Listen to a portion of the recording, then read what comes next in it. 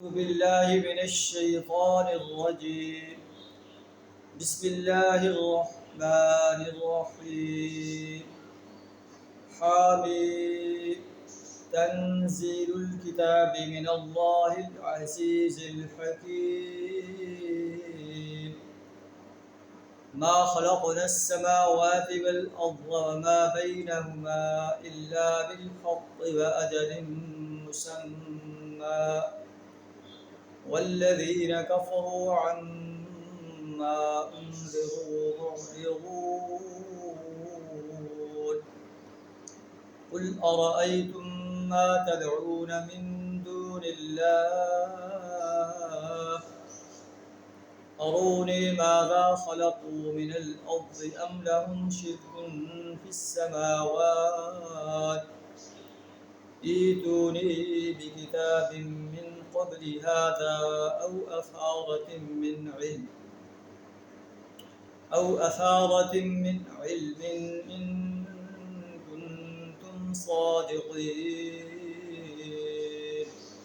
صدق اللہ العظیم. سورہ احقاف کی پہلی 4 آیات آپ کے سامنے تلاوت کی.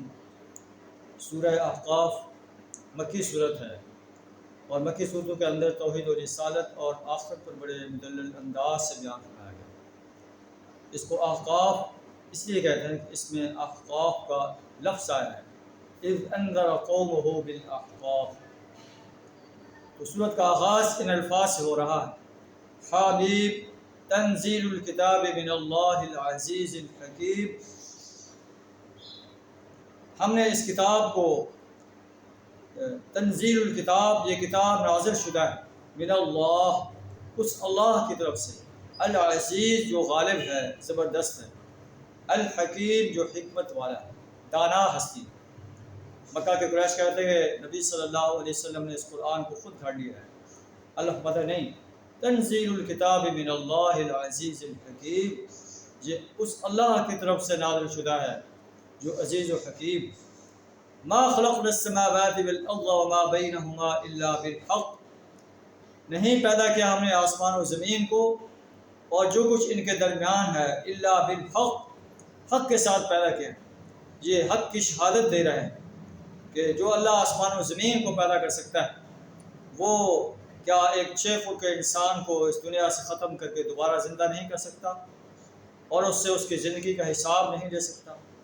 جو انسان دنیا کے اندر سرکش اور باغی بن کر رہا اور جو انسان اس دنیا کے اندر ایمان اور عمل صالح سے آراستہ رہ کر دین اسلام کو غالب کرنے کے لیے کوشاں رہا، کیا ان دونوں کو جو ہے ان کا حق نہ دیا جائے؟ ظالم انسان کو جو ہے سزا نہ دی جائے اور ایمان اور عمل صالح سے آراستہ انسان کو جزا نہ دی جائے؟ یہ کیسے ہو سکتا ہے؟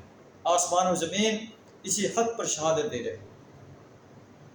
قل ارأیتم ما تدعون من دون اللہ، اے نبی صلی اللہ علیہ وسلم آپ ان سے کہیں کہ مجھے بتاؤ، ما تدعون من دون اللہ، جنہیں تم اللہ کے سوا پکارتے ہو. ارونی ماذا خلقوا من الارض، مجھے بتاؤ کہ انہوں نے زمین میں سے کیا پیدا کیا. اللہ نے تو آسمان و زمین پیدا کی، اس کے اندر جو کچھ ہے وہ سب کچھ پیدا کیا.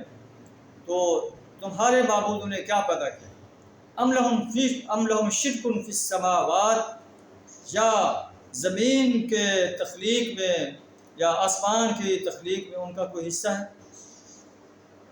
ایتونی بکتاب من قبل هذا او اثارۃ من علم، مجھے کوئی کتاب دکھاؤ اس سے پہلی جس میں سب کچھ لکھا ہو، او اثارۃ من علم، یا علم کا کوئی بقیہ حصہ جس میں ثبت ہو کہ یہ جو معبود ہیں اللہ کے علاوہ، یہ بھی زمین و آسمان کی تخلیق میں شریک ہیں، یہ بھی انسانوں کی حاجت روائی اور مشکل کشائی کر سکتے ہیں، انسانوں کے نفع نقصان کے مالک ہیں. یہ مجھے دکھاؤ، ان کنتم صادقین، اگر تم اپنے اس دعوے میں سچے.